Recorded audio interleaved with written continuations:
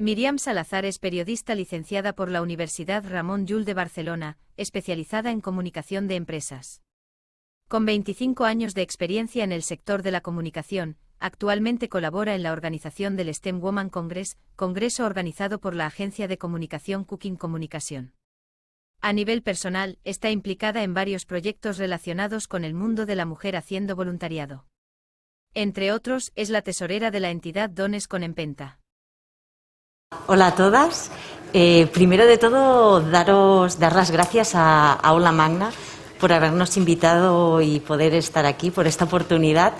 Deciros que hoy no me tocaba a mí estar aquí, le tocaba a Eva Díaz, que ella es la fundadora del STEM Woman Congress.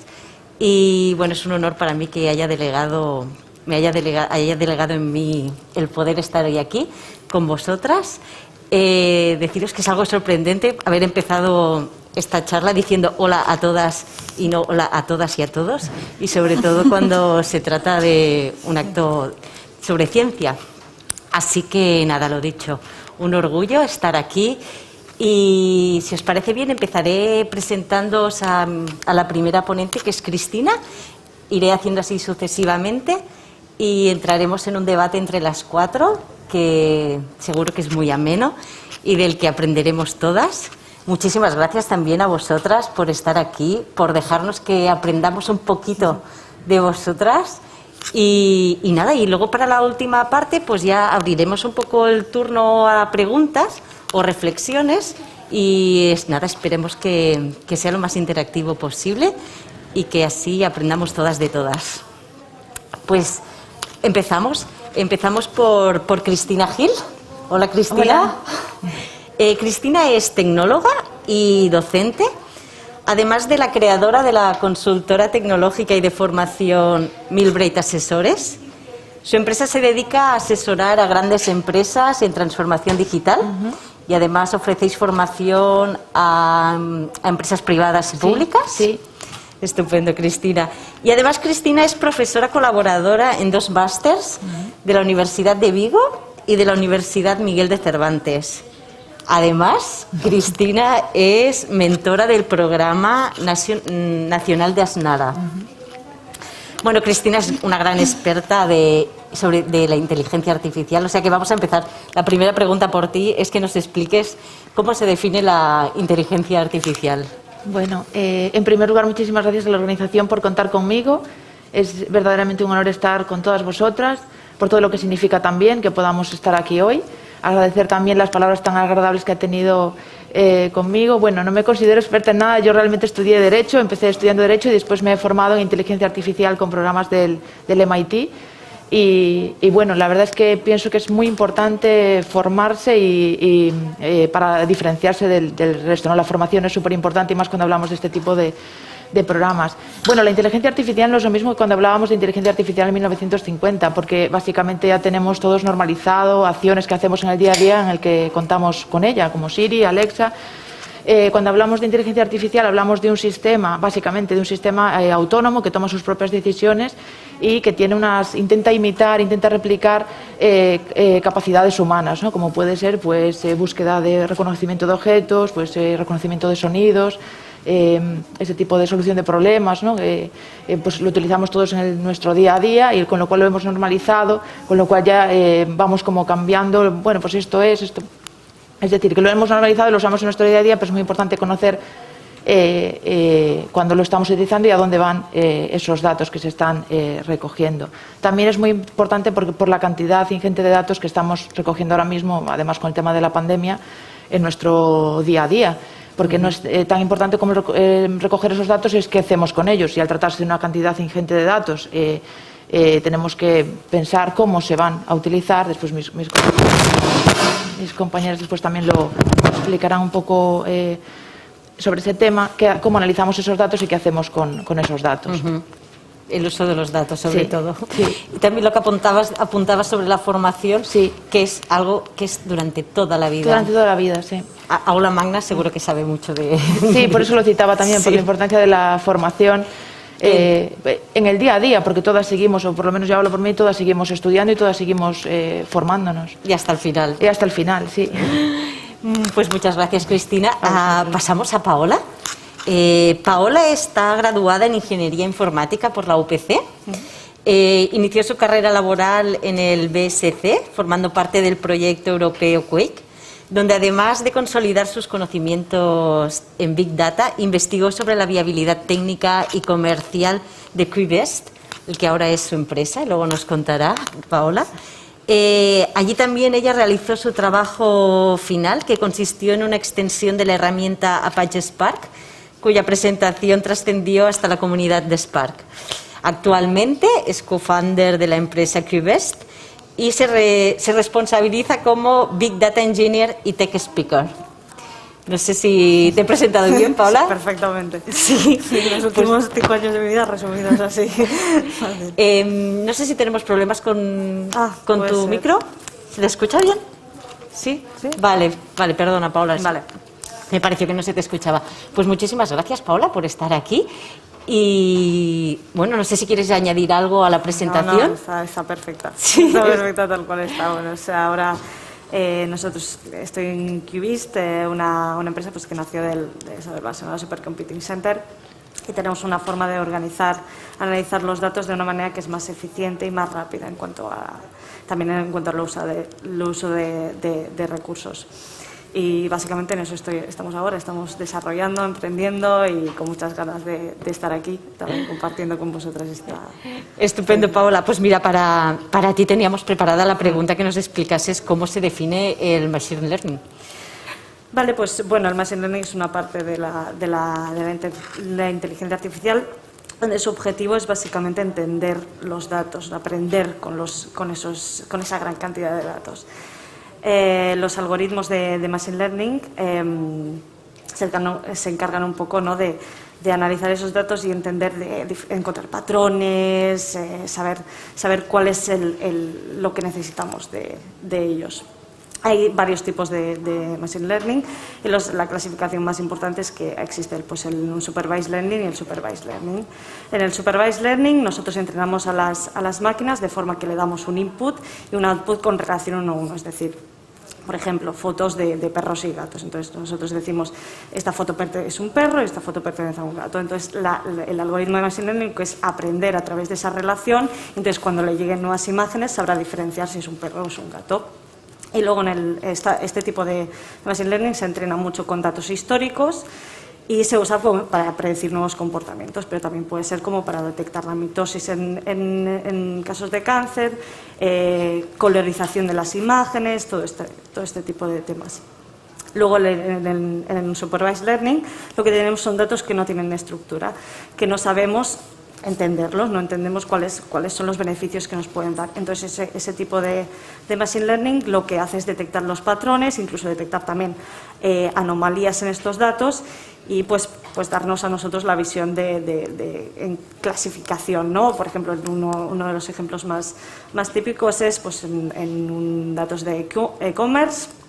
Tú tienes un tipo de consumidor que es entender cuáles son los patrones de estos consumidores. Entonces utilizarías un tipo de un Supervised Learning. Y por último está el Deep Learning, que también lo que intenta un poco más imitar el comportamiento humano a la hora de que tenemos más de los sentidos, es decir, cómo reaccionamos ante la luz, el sonido. Entonces se usa mucho para reconocimiento de voz, reconocimiento facial, etcétera. Y esto sería un poco a grandes rasgos lo que es el Machine Learning a día de hoy. Muchísimas gracias, Paola. Por último tenemos a Natalia Valencia. Hola, Natalia, gracias por estar aquí. Gracias. Deciros que Natalia es nativa digital, con 6 años de experiencia internacional en la industria del retail, que con un conjunto completo de habilidades en Business Intelligence, Supply Chain Management y planificación estratégica de proyectos. Es una apasionada de la tecnología, con el fin de generar valor para que las organizaciones aborden sus mayores desafíos. Actualmente creo que ya lleva mucho tiempo en Adidas. Así es. Y nada, explícanos, Natalia, ¿algo que añadir a tu presentación? Bueno, trabajo en Adidas para Latinoamérica. Es un placer estar aquí con ustedes, chicas. Yo vengo de Panamá y bueno, estoy encantada de estar aquí. Muchísimas gracias. Encantadas nosotras de tenerte a ti. Pues mira, para ti, Natalia, teníamos la pregunta que nos explicases cómo se conecta lo que hablábamos, el Big Data con la inteligencia artificial y de qué manera el Big Data junto con la inteligencia artificial ayuda a la toma de decisiones en una empresa. Vale, perfecto. Para esta pregunta es súper importante que entendamos qué es Big Data también. Entonces, el Big Data es como el análisis y el procesamiento de volúmenes muy grandes de data que pueden estar estructurados o no estructurados. Entonces, con estos datos ya de por sí podemos tomar, digamos, algunas decisiones y pueden servir para tomar, crear estrategias de mercadeo, para consolidarnos como mercado, para entender un poco de cómo se mueve el consumidor dentro de las empresas. Pero esa parte del insight que sacamos tiene que ser muy manual. Entonces es donde entra el Machine Learning y la inteligencia artificial. ¿Cómo funciona el Big Data? El Big Data es prácticamente el combustible para la inteligencia artificial. Es decir, todos los insights y toda esta información que ya está de pronto procesada y estandarizada, entra a la inteligencia artificial, esta se nutre y comienza como ya a aprender de esta información, aprende, crea, comienza a sacar patrones y a partir de esos patrones ya puede crear, digamos, análisis más concretos, también más sofisticados de la información. Entonces, ¿para qué le sirve esto a las empresas? En Adidas nosotros utilizamos estos dos, digamos, plataformas o tecnologías para tomar mejores decisiones, pero en realidad digamos que se centra en ser más eficaz y también ser como estratega en la toma de decisiones o en la creación de reportes y bueno, básicamente eso sería todo. Pues muchísimas gracias a las tres, que os parece vamos a empezar el debate. La primera pregunta que tengo es que nos expliquéis un poquito cómo llegasteis a esta especialización, cómo decidisteis ser mujeres STEM, si la vida os ha llevado o si era algo que teníais claro desde el principio. Bueno, si os parece, me empiezo. Cristina, adelante. Pues yo realmente me pareció un campo súper interesante. Creo que hay que darle mucha más visibilidad porque es una oportunidad, es un espacio en el que creo que hay nicho. Yo estudié Derecho y después me estuve formando en Comunicación Empresarial, en Marketing Digital, en Derecho Farmacéutico y realmente el cambio, el punto de inflexión lo he visto al empezar a estudiar, al empezar a formarme en tecnología, inteligencia artificial, transformación digital, IoT. Eso ha sido realmente un cambio en la carrera profesional, e incluso me atrevería también a nivel personal ha supuesto un cambio porque es un reto, cada día tienes que seguir formándote y si tienes esa forma de ser, esa forma de que tienes que estar siempre pues visitando sitios, aprendiendo qué están haciendo las empresas, creo que este tipo de formación es necesaria. Ha sido un cambio que yo le recomiendo a todo el mundo porque nos asusta a veces, ¿no? Sí. Y aparte siempre incluso cuando lo comentas con los amigos, voy a hacer un programa de formación pues de inteligencia artificial o de transformación digital, suena como, pero viniendo del derecho, de las letras, eso es como, bueno, pues hay que esforzarse un poco más igual y ya está, ¿no? Creo que además ese perfil mixto transversal también es rico, porque aportas la experiencia del otro sector.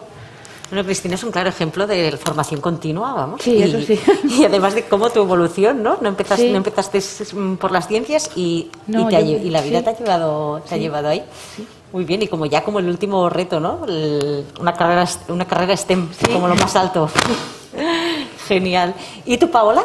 Bueno, yo ya estudié ingeniería informática, yo ya venía un poco de estar cómoda con los ordenadores, pero es eso, yo al final, durante toda mi infancia, adolescencia y tal, siempre me sentía muy cómoda con ordenadores, ya fuera pues, en internet o lo que fuera, era un sitio como un refugio. Pero lo que realmente me llevó a estudiar informática fue en el momento de escoger la carrera, que es la selectividad. Estás un poco, 18 años, estás un poco perdido, pero la pregunta que me dices, ahora que estoy quizás no tengo muy claro por dónde ir, ¿cuál es la carrera o cuál es la opción que me puede llevar a más sitios? Entonces lo vi claro, como la informática puedo aparecer en cualquier sector. Es muy transversal, entonces yo creo que ahí realmente está el valor, que no importa de dónde vengas, no importa tal, sino que la informática es algo que puede estar en cualquier momento, y más ahora que empieza toda esta de la revolución. Entonces ese fue un poco mi camino, mi toma de decisión, fue por ahí. Interesante. ¿Y tú, Natalia? Bueno, en realidad yo soy ingeniera industrial y mis primeros 4 años profesionales los hice en logística, en supply chain, pero fue como una transición muy natural. En la parte de supply comencé como a introducirme en todo esto de los reportes, crear como todos esos panoramas, esas plataformas. Me comencé como a interesar mucho al punto que era como el go-to person, por lo menos para logística, al que iban cuando necesitaban tener, digamos, acceso a cualquier tipo de información. Y fue como tan natural la transición que comencé a buscar qué más podía hacer y me acerqué mucho al equipo de Adidas de Business Intelligence y en realidad, bueno, cuando se me dio la oportunidad dije, bueno, esto es un mundo y yo quiero verlo todo, no me quiero centrar solo en logística, que igual me apasiona bastante, pero quise entrar del todo y poder ver, digamos, todo el negocio con toda esa capacidad que te da el Business Intelligence. Y creo que eso se generó porque cada que yo entro a hacer reportes o que entro a analizar datos, para mí es casi como jugar un videojuego. Me interesa muchísimo, me entretiene muchísimo, entonces cada día buscaba cómo puedo hacer más de esto que me encanta, y pues creo que ese fue como el cambio que me pasó a mí en la realidad, es que ¿qué hago para levantarme todos los días y hacer algo que me apasiona? Se dio una transición muy natural. Y bueno, y creo que es como todo lo que todos deberíamos buscar, hacer más de eso que nos gusta o que nos encanta. Está muy bien, Natalia, la pasión, ¿no? O sea, al final tenemos lo que hablábamos antes, formación y pasión, y hasta la clave del éxito. Bueno, chicas, mira, luego también nos preguntábamos que nos expliquéis un poco cómo es el día a día de una data scientist y que nos expliquéis un poquito vuestro trabajo, en qué consiste, aunque ya un poco nos lo habéis explicado. Pero bueno, ¿cómo es vuestro día a día? Pues cada día una sorpresa, digo yo. Sí. Bueno, aprendes muchísimo. Yo digo siempre que aprendo muchísimo visitando las fábricas, porque hacemos asesoramiento tecnológico, nos dan problemas a resolver. Hacemos también prescripción tecnológica, es decir, vemos la madurez tecnológica en la que se encuentra la empresa y buscamos la tecnología que puede ser la más adecuada para solventar el problema, para optimizar procesos. Hacemos labor de scouting también, screening. La verdad es que es un reto. Retos cada día. Retos cada día, pero también la formación, creo, porque después ves la evolución de la persona a la que estás formando y ves cómo cambia, ¿no? Profesionalmente, como bueno, yo creo que eso aporta muchísimo, ver cómo generalmente, a ver, igual no quiero que suene pretencioso, pero creo que sí que se cambia la vida de las personas cuando acceden a otro puesto de trabajo, que realmente lo que comentaba ya ahora, ¿no? La pasión, cuando cambian a algo que les apasiona hacer, con lo cual para mí tan importante sería esa labor de formación como el labor de asesoramiento. Ajá. ¿Y tú, Paola? Sí, yo más que data science en sí, yo estoy un poco detrás de los data science ahora. Estoy desarrollando un producto para ellos, digamos. Entonces, yo lo que aprendo mucho es de las tecnologías que se llevan a día de hoy, de cómo los códigos, cómo funcionan estas nuevas tecnologías que nos permiten conseguir este análisis de datos, esta inteligencia artificial. Entonces, prácticamente si tengo que escribirme día a día es enfrentarme al ordenador, a líneas de código, a programar y programar, que es como decía un poco Natalia, no es un juego, es muy de este tipo. Y entonces ese sería mi día a día y un poco pues eso es lo que hace un ingeniero informático. Está bien, además tienes la mala fama de ser aburridos. Sí, no es verdad. Vamos a lanzar una lanza por vosotras. Exacto. ¿Y tú? Bueno, en mi caso creo que es muy parecido que Paola. En realidad no soy data science. Creo que el data science incluye muchos factores y mucho aprendizaje que tiene que tener ese perfil. Soy como diría una prima de data science, que es business intelligence, y creo que el factor más importante en mi trabajo es ser como el analytics translator. Ese analytics translator es el que tiene como ese conjunto de capacidades técnicas pero también entiende muy bien el negocio, o sea, puedo verlo a detalle, me siento muchas horas a entender el negocio, a entender cuáles son las necesidades de cada área en específico. Entonces es tener como la mente tan abierta para absorber todo eso y también conocer digamos, toda esa parte técnica para poder también traducirlo, porque no todo el trabajo lo hago yo. Tengo un equipo de IT que me respalda atrás, que nos ayuda a hacer todos, digamos, los desarrollos que hay. En parte yo también desarrollo algunas cosas, pero es un trabajo completo de un equipo. Entonces, tengo toda esa parte y en realidad diría que mi trabajo es ser un aliado estratégico para la compañía. Es acompañar a todas las áreas y a cada uno de los usuarios, porque en general todas las personas necesitan utilizar la data, pero el problema más grande es que no saben cómo utilizarla. Cuando alguien necesita información es orientarla a dónde ir, y también cuando hay tanta información que no sabemos qué hacer, es también saber priorizar y llevar esas necesidades como a un objetivo y saber, digamos, qué es lo que debería ir primero para lograr los objetivos que tenemos como empresa. Vamos a entrar un poco en la igualdad de géneros. Y algo que nos interesa mucho es que nos expliquéis cómo son vuestros departamentos, si hay paridad o si las mujeres seguimos siendo minoría. Nosotros somos todo chicas. Todo chicas, bien, estupendo. ¿Y vosotras? No. Yo soy la única chica en el departamento. Bueno, un poco es lo que me toca ahora, ¿no? Como cofundadora de una empresa, ¿no? Promocionar más equipos femeninos. De hecho, claro, cuando estuvimos al principio, cuando recibimos fundación y nos encontramos con que teníamos que contratar gente, ostras, yo me ponía muy contenta cuando aparecía una chica en la pipeline de recruiting. Decía, ostras, mira, qué guay, a ver si la contratamos. ¿Qué pasa? Que vuelan muy rápido, porque ¿qué pasa? Somos pocas. Claro. Entonces hay que potenciar ese aspecto y no dejarlas escapar a veces en departamentos más técnicos, porque hemos visto ya que la brecha es bastante exagerada. Y tú, Natalia, dinos que en Adidas hay muchas mujeres. En Adidas a nivel global sigue habiendo una brecha grande a nivel de balance entre hombres y mujeres, pero yo felizmente puedo decir que por lo menos para Latinoamérica el 40% en estos puestos técnicos somos chicas, porque también lo han empujado mucho. Es también una conciencia que tiene la empresa de tratar de tener más mujeres, pero pues también nos enfrentamos con la realidad. No solo es tener mujeres, sino también tener muy buenos perfiles, líderes.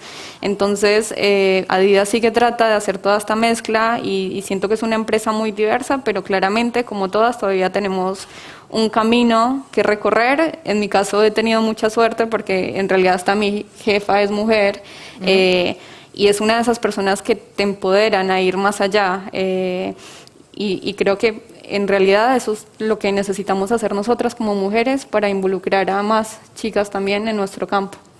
Sororidad. Bueno, la próxima pregunta, más que una pregunta, es una reflexión para que hagamos, ¿no?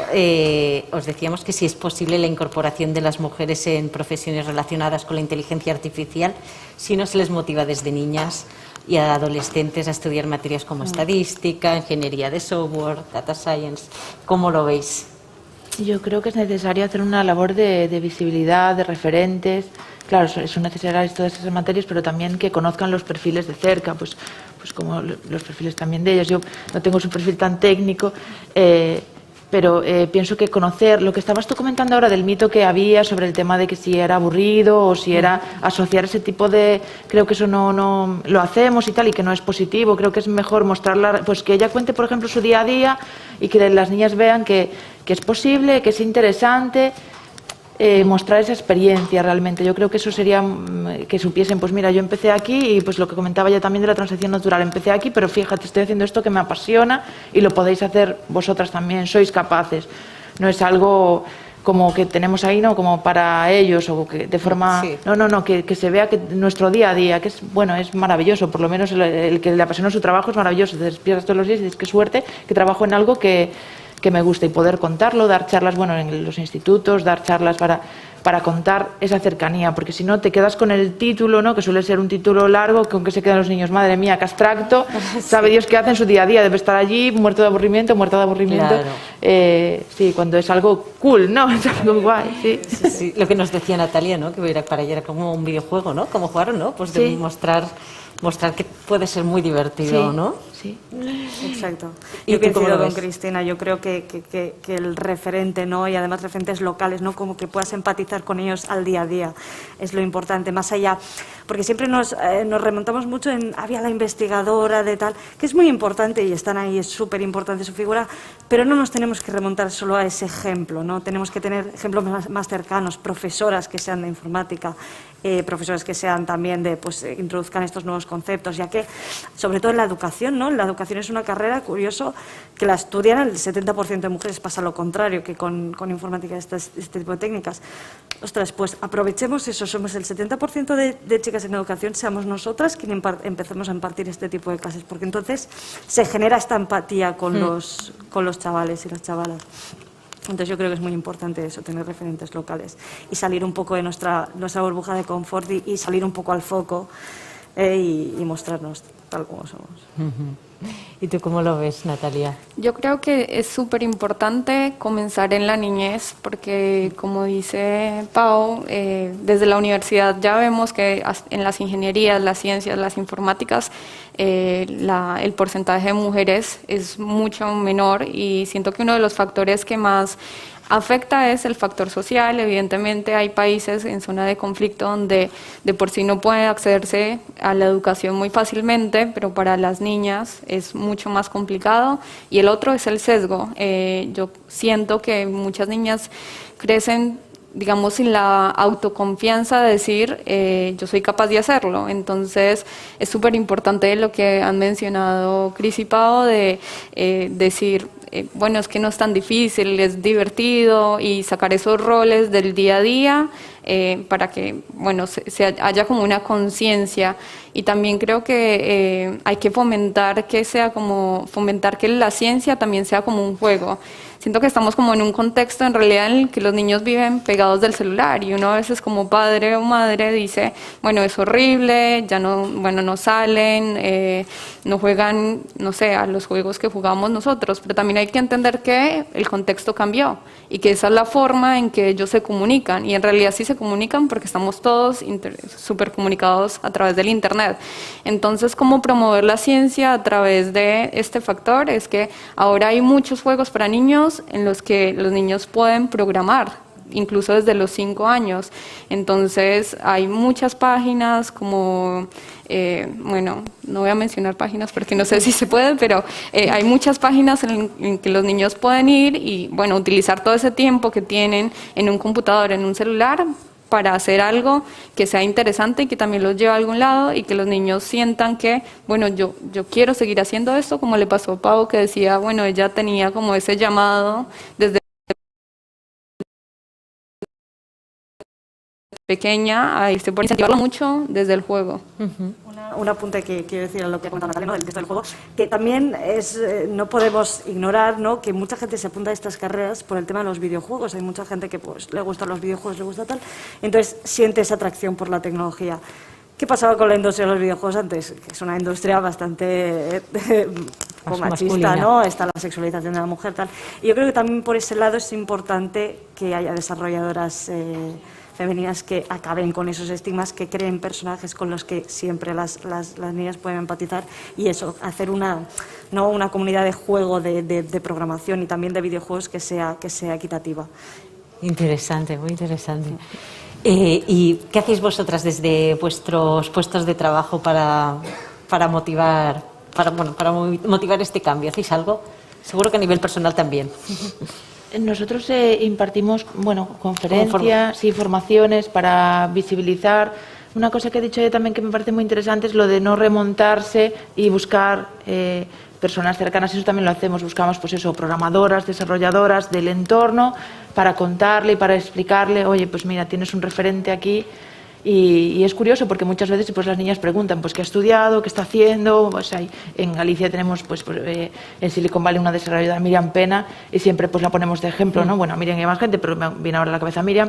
Y entonces después las niñas te preguntan, ¿no? Pues qué ha estudiado y cómo ha sido, pues bueno, es decir, que sí que suscita un interés. Si ves algo cercano, si ves a alguien cercano que ha desarrollado su carrera, es mucho más fácil que si ves pues lo que comentaba ya antes, que vas a los libros o que te comen, que está muy bien también, pero lo ves como mucho más lejano, como bueno, era otro contexto. Sí. Encima también cuando comentas eso es como el 1%, te tienes que ir como a la excepción, ¿sabes? Porque en tu cabeza está que el 99% restante de personas eran hombres. Bueno, desde mi puesto ahora mismo estoy empezando pues eso, a ponerme en el foco, ¿no? A empezar a dar algunas charlas. Mi carrera tiende a ir por ahí, ¿no? A mostrar que la tecnología es divertida, a mostrar lo que se puede conseguir con la tecnología, a promocionar, a hablar sobre software durante horas y bueno, poner eso, un poco las cosas sobre la mesa y exponer al público lo que hacemos en nuestro día a día. Va por ahí mi camino. Bueno, y en Adidas creo que como empresa lo que hacemos es que cuando se dan estos espacios para compartir con las personas, creo que la empresa como tal siempre es muy anuente a que participemos y hablemos un poco de estos temas.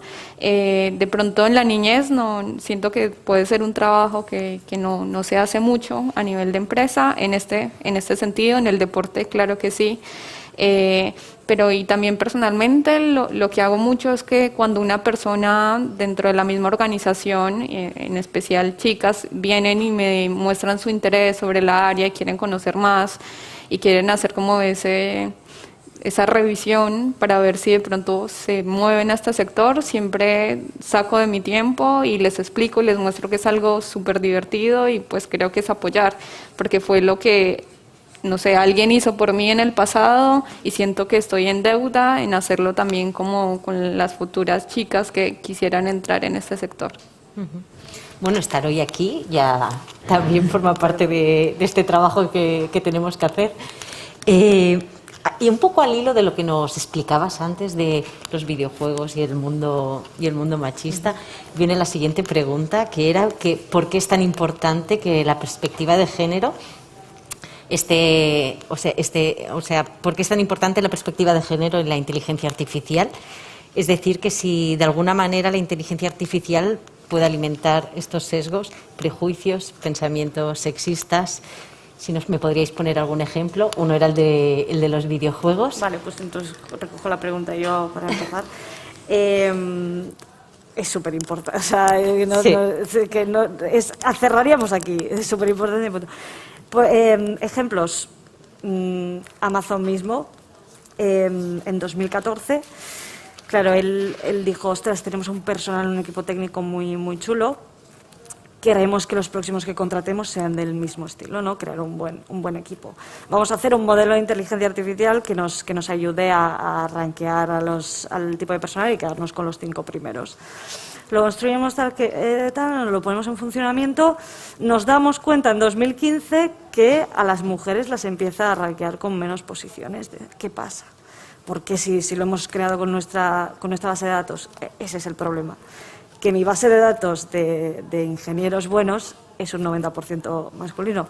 El modelo entiende que las mujeres, por lo que sea, no tienen tantas capacidades como los hombres, aunque tengan las mismas habilidades. Entonces, es importante entender cuándo puede ocurrir un sesgo, entender los datos que vamos a analizar, supongo que Natalia lo explicará con más precisión. Y es importante, cuando tenemos el modelo construido, cuando tenemos la inteligencia artificial, darnos cuenta de si existe alguna cosa que no pueda ir bien. Y no solo de género, también puede ser de racial, de sexualidad, de cualquier cosa. En ese mismo lado sería como la data, por lo menos en Big Data, la data no es nada sin nadie que la interprete. Entonces, también hay una función súper importante de la persona y el género que interpreta la data. Empezando en Big Data, que la data está sola. ¿Por qué? Porque un hombre de por sí no tiene como esa sensibilidad a interpretar cuáles son, digamos, los posibles caminos o pues esa disposición. Una mujer trata de ver todos los caminos, de por sí es como algo que está dentro de nosotros. Un ejemplo súper claro en Adidas es que cuando tenemos, no sé, con toda la data que obtenemos, nutrimos un sistema y podemos sacar un reporte de bestsellers. Y en Adidas, como empresa deportiva, pues los 10 bestsellers van a ser para hombre, porque en general van a ser o jerseys o zapatos de fútbol. Entonces, ¿qué hacemos si dejamos que la data se interprete por sí sola y no hay una persona que diga, claro, es que es una empresa deportiva que tiene muchos productos en este lado que son para este género? Entonces, obviamente, tiene que haber una persona que lo vea y diga, bueno, de pronto la data hay que interpretarla. Sí, son muy importantes estos, digamos, productos, pero ahora tenemos que separar la información. Y ahí comenzamos a hacer silos. ¿Qué tal si lo interpretamos por mujeres, si lo interpretamos también por una división, si es running, si es apparel? Y comienza como esa información, pero súper importante el insight de la persona que está viendo la información. Y cuando se traslada a la inteligencia artificial, pues la inteligencia artificial se nutre. Entonces es súper importante que la información o los datos que le pasamos a la inteligencia artificial no esté sesgada. Y por eso es súper importante que haya un rol de una mujer, porque esa estandarización y esa revisión se tiene que hacer del lado de alguien para prevenir que esos sesgos no pasen. En el mundo actual esos sesgos pasan mucho y creo que apenas nos estamos comenzando a dar cuenta, porque ahora sí, pocos, pero hay perfiles de mujeres que están comenzando a darse cuenta, como lo que contaban al principio de la conferencia, lo de las muertes de mujeres porque no se probaba con un maniquí que fuera mujer. Y seguramente porque se vio eso, porque ya la mujer comenzó a tener un rol más fuerte en la tecnología y a identificarse como un género que no la minoría. Entonces es completamente importante que se tenga en cuenta. No sé si en ese sentido también se podría hacer algún tipo de labor de concienciación para que, que la persona que está detrás del ordenador o de ese sistema pueda percibir. No sé si vosotras pensáis que sí, que se puede hacer algún tipo de labor de concienciación para dar esa visión de género. Sí, yo creo que la concienciación tiene que estar, porque además es eso, ¿no? Ya hemos hablado, ¿no? 80% público masculino, esa persona tiene que ser consciente y estar atenta a diferentes sesgos que puedan haber. Pero eso también no quita que quizás la persona que más no pueda ser sensible a este tipo de cosas sea una persona que ha pertenecido o también a un colectivo oprimido. Es decir, yo al final como mujer sé lo que ha sido la opresión, sé lo que son los sesgos, al final puedo saber detectar también que haya otros sesgos. Entonces es importante que siempre haya una visión más, que es importante la concienciación, pero siempre preguntar a las demás personas y saber de ello. ¿Cómo os imagináis el futuro de aquí 10 años? Estamos lejos de las películas de ficción donde humanos y robots conviven. ¿Cómo lo veis? A ver, yo no sé, tema robots no lo sé, pero tema como puede ser conducción automática, este tipo de cosas sí que cada vez están más cerca y van a estar más cerca con el IoT y el 5G. También nos hemos de preparar a que esta cantidad masiva de datos nos pueda presentar problemas éticos, morales, etcétera. Entonces, puede ser una revolución tecnológica, pero sin una ética detrás vamos a estar condenados a repetir los mismos errores que hemos hecho en nuestra historia. Entonces, es importante que haya una parte, como decía Cristina, de concienciación y una parte muy importante de ética sobre lo que vamos a construir en los próximos 10 años, porque al final la inteligencia artificial, la automatización, IoT, todo esto va a estar en nuestras vidas día a día, eso seguro, y va a estar en muchos más sectores de los que está ahora mismo, y ya están muchos. Entonces tenemos que irnos preparando todos un poco para esa era tecnológica.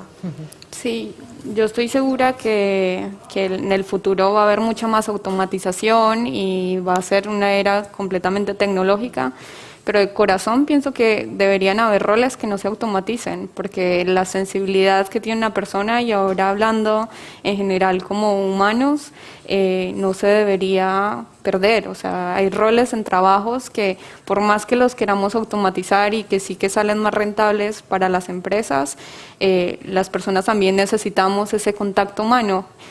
Puedo hablar como el customer service. A mí me parece súper, o sea, me encantan los bots que tienen las páginas, que te llevan a tus propias respuestas, bueno, que te llevan a responder lo que necesitas si quieres hacer una devolución, pero también hay que entender que no todas las personas somos iguales y que también hay personas que necesitan ese contacto humano, también tener en cuenta, como, o sea, teniendo en cuenta toda esta parte de diversidad, que a los adultos mayores se les dificulta y que no todo lo tenemos que automatizar.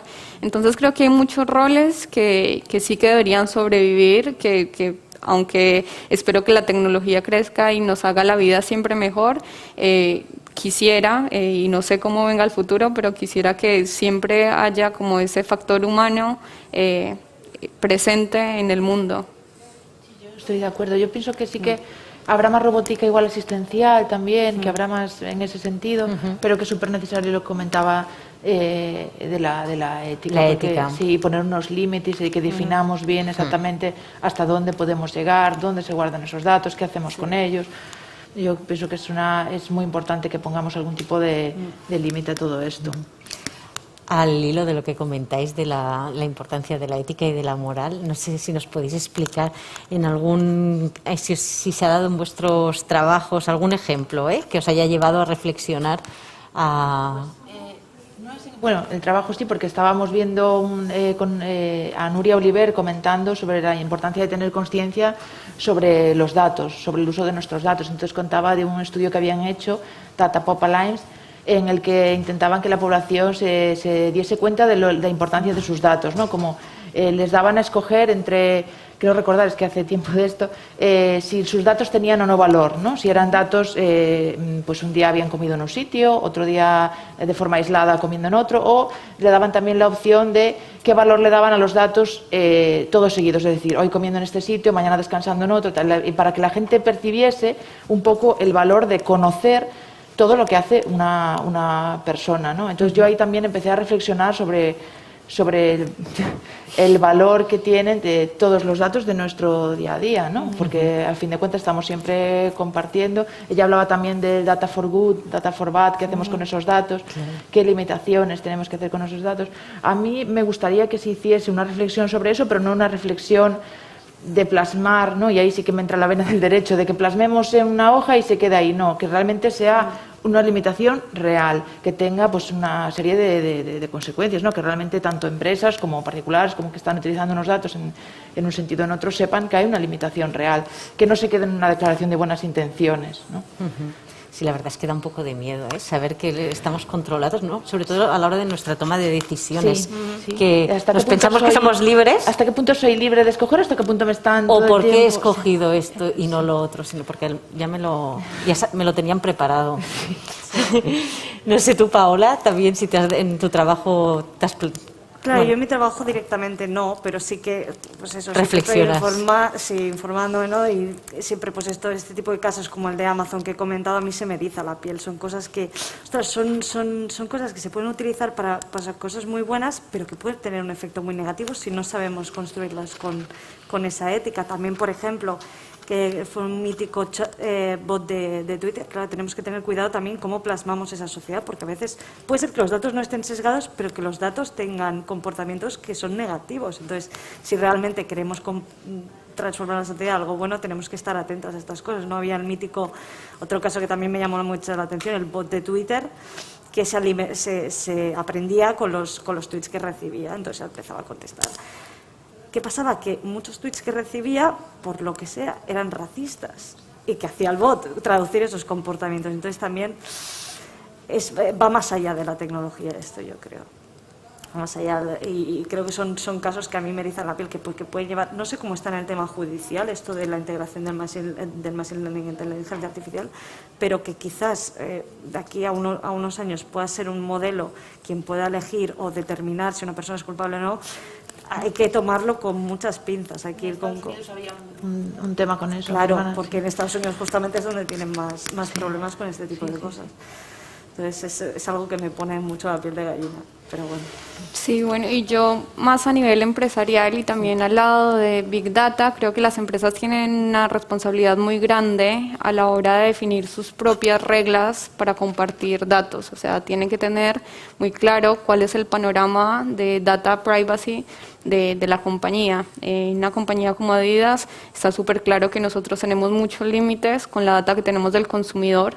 En empresas que también son multicanales, que por ejemplo tienen franquicia, pues la data de los franquiciados también se llegan a acuerdos para tener esa data, porque es traquear lo que vende al que le vendemos y nos dan esa data. Entonces incluso nosotros mismos como empresa tenemos que tener tanto cuidado con esa privacidad de datos, porque nosotros no podemos actuar como competencia injusta de ellos. Entonces, en realidad, si ellos venden y yo estoy en retail, pero también vendo un franquiciado, yo no podría tener acceso a esa data de ellos para yo competir contra lo que ellos están vendiendo o generar, no sé, un mejor porcentaje de revenue a través de descuentos, porque me estoy dando cuenta cómo están manejando o manipulando yo la data.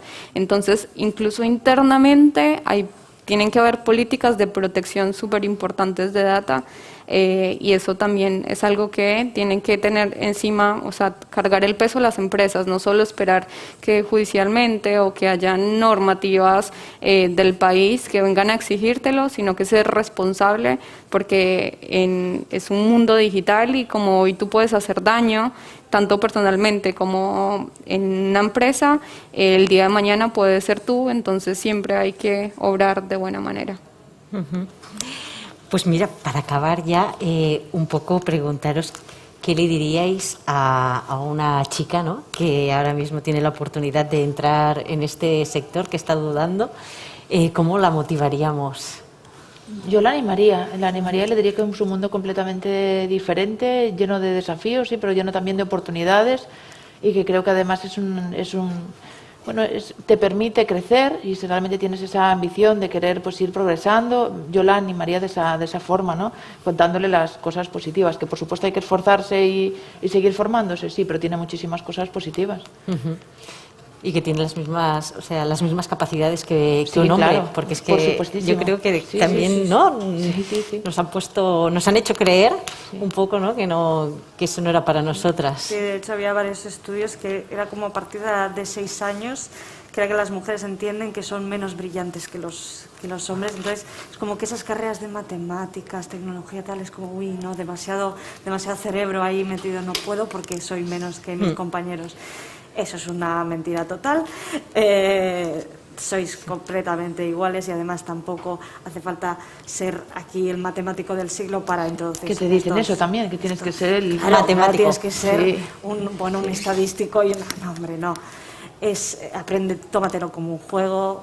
Mola mogollón construir cosas, construir software, hacer que los programas funcionen, la satisfacción de construir, ¿no?, programar algo y que esto vaya como debe ir, es algo que no vendría por nada en el mundo, no cambiaría por nada en el mundo. Entonces insto mucho a eso, a que se lo tomen como un juego, que aprendan que pueden hacer cualquier cosa con ello, pueden llegar a cualquier sitio y que valen igual que sus compañeros. Y bueno, yo desde mi experiencia creo que lo que le diría es que nunca es tarde. Nunca es tarde para hacer algo que te apasiona, y que este sector es muy apasionante, que de verdad hay temas que son difíciles, pero con trabajo y dedicación cualquier persona puede llegar a hacerlo, y que bueno, que no tengan miedo de intentarlo, ¿no? Porque el miedo es el que nos frena de hacer muchas cosas en la vida, y pues que de verdad que cualquier persona que vea esto es bienvenida, y que creo que hay muchas mujeres, y más en ese momento, que están dispuestas a apoyarlos a seguir este camino. Miriam, si te parece, tenemos un usuario que hace una pregunta por Twitter, así que la lanzamos, y si alguna de las speakers quiere Estupendo. contestar, cerramos Perfecto. el panel con esta pregunta. Nos preguntan por aquí, ¿en qué medida creéis que la inteligencia artificial y el machine learning harán tareas que actualmente hacen las personas? ¿Y en qué plazo ocurrirá? ¿Y en qué recomiendan que se formen estas personas para no perder su empleo y sacar provecho de su conocimiento en el negocio? Así que adelante. Yo creo que es un poco lo que hemos ya hablado anteriormente, ¿no? Que hay puestos que no se deberían sustituir, bueno, yo opino que no se deberían sustituir por automatizaciones. Y creo que, no sé cómo estará dentro de 5 años, porque yo creo que va a haber mucha prueba y error. Vamos a tener que entender dónde realmente podemos utilizar Machine Learning, dónde no, dónde quizás nos falta un poco más de trabajo. Lo que es importante también es que allí donde queramos poner Machine Learning formemos a las personas, porque no es lo mismo una persona que ya tiene un ambiente más tecnológico con esa persona que quizás no tenga ni un smartphone. Hay mucha gente mayor quizás que tiene puestos de trabajo que quizás requieran de Machine Learning y no está tan al día con la tecnología. Es importante que les formemos, les animemos a utilizarlos y eso, que vayamos por ese camino, ¿no? La formación que tanto decía Cristina, creo que va a ser muy importante en cualquier ámbito. Y de mi lado, yo creo que todas las personas deberíamos estar en formación continua. Entonces, en realidad, si estamos haciendo un puesto de trabajo que a lo mejor es muy técnico y repetitivo, una cosa muy buena que podría aportar es aprender de alguna plataforma de Business Intelligence. Porque en realidad, si sabemos que el mundo va a este lado y no es tan complicado, las plataformas ya están casi construidas y nosotros mismos decidimos qué hacer con la data, ver cómo, o sea, decidir qué visualización le damos, cómo integramos. Eso no es programar, no tenemos que aprender código, es comenzar a aprender algunas de las herramientas que ya están disponibles en el mercado, como es Power BI, que está conectado con Microsoft, está al alcance de todos. No digo que esta sea la única herramienta, hay muchas más, pero sí como comenzarnos a meter cada día un poco a poco más en el mundo de la informática y de la tecnología, porque en realidad sabemos que este es el camino y bueno, y si no nos ayuda para ese trabajo técnico que estamos haciendo en el momento, seguro que nos abrirá otros caminos. Creo que aprender nunca está de más. Yo creo que el camino no está todavía marcado y que tenemos que ir paso a paso. Ya lo que decía el usuario de Twitter, yo creo que debería de empezar, pues lo que decía ella, no a picar código, pero sí empezar a leer y mirar distintas herramientas que puedan servir para actualizarse y reciclarse. Hay que pensar en ese sector, en esa parte también de la población que tiene que reciclarse, hay que pensar qué pueden hacer ellos también, ¿no? A nivel particular, y también la administración creo que también debería de pensarlo, qué va a pasar con esos puestos de trabajo y cómo podemos, no podemos apartar a nadie ni tampoco excluir por el tema de la tecnología y crear además otra brecha de apartar gente que sabe de tecnología y gente que no sabe. Creo que eso sería un error muy grande. Sí, y en ese lado entraría ya también el papel de la empresa como ser una empresa socialmente responsable, porque bueno, generar trabajo también es una responsabilidad que tienen las personas como emprendedores y que las personas que somos empleados tenemos que darle la mano también a las personas para que cada día puedan estar en puestos de trabajo o conseguir roles mejores, bueno, gracias, digamos, al soporte que les podamos dar. Bueno, se nos ha acabado el tiempo. No sé si podemos pasar la palabra al público, si hay alguna pregunta. Estamos fuera de tiempo. Pues, hay que microfonar ahora sí. Vale. De acuerdo. Vale. Pues nada, muchísimas gracias.